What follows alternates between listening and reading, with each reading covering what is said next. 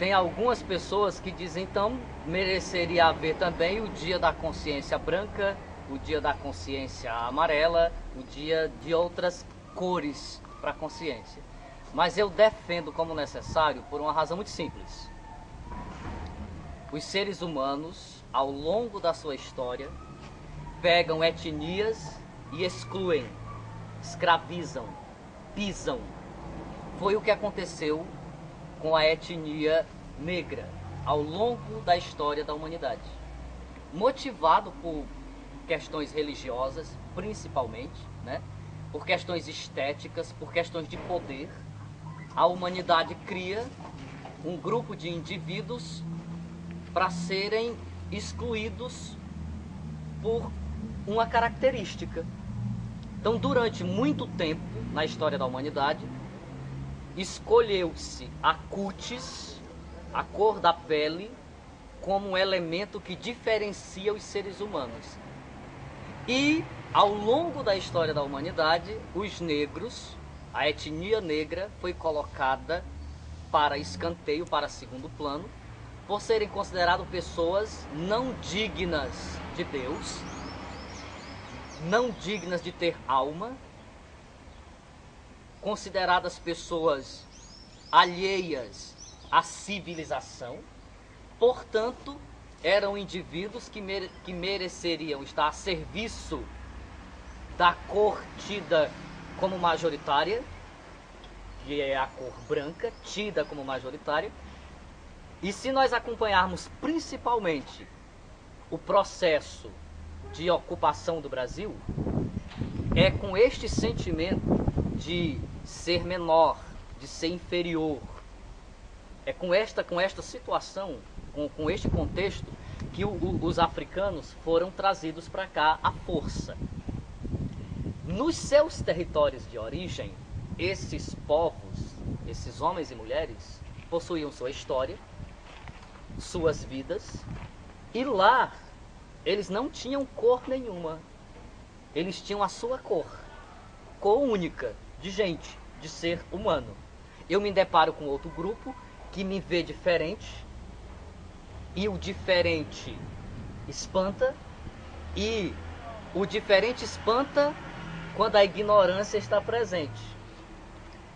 Conclusão: no caso do Brasil, os africanos vêm para cá, têm sua história apagada, sua história destruída, eles são exclusos de todos os serviços e de todos os espaços sociais ao longo da história brasileira, ao longo de 400 anos. 400 anos. É incutido neste grupo o sentimento de inferioridade. Os negros foram ensinados a viverem de cabeça baixa, a se acharem inferiores. Posso dar um exemplo muito clássico. Quando eu era menino no interior do estado, isso há muito tempo atrás, muito tempo mesmo, eu tinha um amigo, o nome dele chamava-se Miguel Gabriel, um vaqueiro. O meu pai tinha um botequim, ele ia tomar uma cachaça às vezes, e aí o dinheiro dele acabava, ele olhava para mim, eu menino no balcão, ele dizia: Mestre Henrique, ele me chamava de Mestre Henrique, eu um pivete, um calanguinho, né? Eu só sou negro, viu, Henrique? Mas eu sou homem. Eu só sou negro, mas eu sou honesto. Ele precisava se justificar. Por que esse homem tem esse sentimento? Ele deve ainda estar vivo. Por que esse homem tem esse sentimento? Ele foi ensinado ao longo da sua vida que ele não era nada, que a pele dele o tornava inferior, que as coisas que ele acreditava, sua crença religiosa, sua prática cultural, sua comida, eram coisas inferiores, não eram coisas civilizadas. Isso foi passando de geração em geração e chega até hoje, no século XXI, deste mesmo jeitinho. Dou outro exemplo.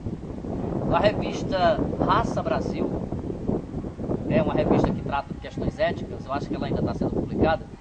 Ela lançou um artigo incrível. Na década de 70 para 80, o IBGE fez uma pesquisa sobre a cor do brasileiro. O IBGE ainda faz hoje as pesquisas, o censo, né? Para você dizer qual a sua cor, como você se classifica. Nesta época, vocês precisam, isso é incrível, vão atrás dessa reportagem. O IBGE encontrou mais de 170 cores no Brasil. Uma lista de mais de 170 cores. Detalhe, olha as cores. Moreno claro, moreno jambo, moreno esverdeado, moreno sarará, moreno cor de canela, quase branco. Olha que interessante alguém perguntar, qual é a tua cor? Não, eu sou quase branco. Cor branco sujo.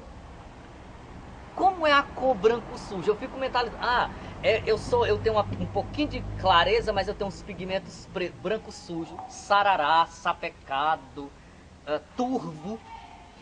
Tem outra cor que foi diagnosticada que é fantástica, na resposta, isso na década de 70 para 80. Qual é a tua cor? Não, a minha cor puxa para a branca. Conclusão, meus caros. Por que você precisa de um dia para refletir sobre a consciência negra? Por que é necessário? Porque você tem que se identificar enquanto indivíduo humano. Eu tenho que me valorizar enquanto indivíduo humano pertencente a uma coletividade humana chamada raça humana. Então, eu debater umas situações dessa no século XXI, ela se faz necessária porque esse sentimento de inferioridade, de subserviência e de pequenez está presente ainda, não somente no Brasil, mas no mundo todo, mas principalmente no nosso Brasil. O Brasil, o nosso país, que é uma democracia, eu coloco umas aspas nessa democracia, que na democracia do mundo como um todo eu coloco aspas. Mas o Brasil não é uma democracia racial. Isso é um outro conceito que a gente precisa estudar. Nós somos velados, nós somos falsos nas nossas opiniões. O brasileiro diz que não é preconceituoso, mas nós somos um dos povos mais preconceituosos. Nós temos preconceitos entre nós. E é o preconceito velado, o preconceito da piada, o preconceito subjetivo, subliminar e às vezes muito concreto mesmo. Como é que seria concreto? Se você pegar os dados estatísticos, se você olhar para os jornais, a violência, a morte, os massacres, eles estão mais presentes nas populações exclusas das periferias da cidade, que por coincidência ou não, são sim originárias de etnias negras. Se você pega a cor da violência, você percebe que são essas populações que foram marginalizadas a vida toda, que são as mais susceptíveis, as mais vulneráveis a estas condições sociais. E uma outra questão que fica também no bojo, em virtude desse processo histórico, do tratamento diferente que foi dado, eu também sou a favor, não apenas de parar para debater a consciência negra. A consciência negra é a consciência de identidade enquanto indivíduo. Eu também sou a favor desse debate premente agora, que são as cotas sociais. Algumas pessoas sem conhecimento histórico, não vou aqui chamar de ignorante, estaria sendo agressivo, não sei se leviano, porque tem pessoas intelectualizadas, universitários de alto nível aí, que são contra as cotas sociais, porque dizem que a política de cotas é premiar a incompetência. Cuidado com o seu que a senhora diz isso. Você está sendo incompetente por não estar buscando conhecimento. As cotas sociais é tratamento diferente para quem foi tratado diferente. Eu não posso tratar igual quem é tratado diferente. Quem não tem a mesma oportunidade, as mesmas chances, eu não posso colocá-la nos mesmos processos seletivos. Outro dado importante, há alguns elementos que dizem que raça, origem, também definem o potencial intelectual. Idiotice, mediocridade, burrice, diarreia mental, defeca pela boca. Já foi comprovado também. Por que eu digo que as pessoas que dizem isso defecam pela boca? Só quero lembrar que defecar já tem um canto apropriado para isso. Então, Então, para que você não defeque pela boca, busque informações. Já foi comprovado também pelos vários institutos que trabalham nas universidades medindo o nível de aprendizado e cognitivo dos estudantes, que os alunos cotistas, os alunos que entram pelas cotas, as cotas indígenas, as cotas raciais, têm desempenho igual e superior aos não cotistas. Isso lá dentro da universidade.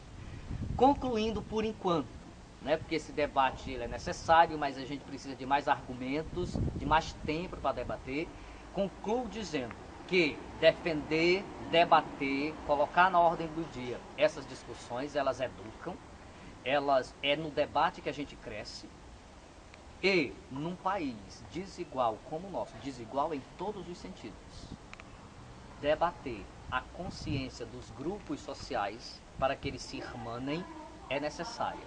O debate da consciência negra não é um debate discordante. Ele é um debate que vem ao encontro das diversidades, ao encontro da busca pelo respeito e pela compensação. Olha, essa parte interessante também.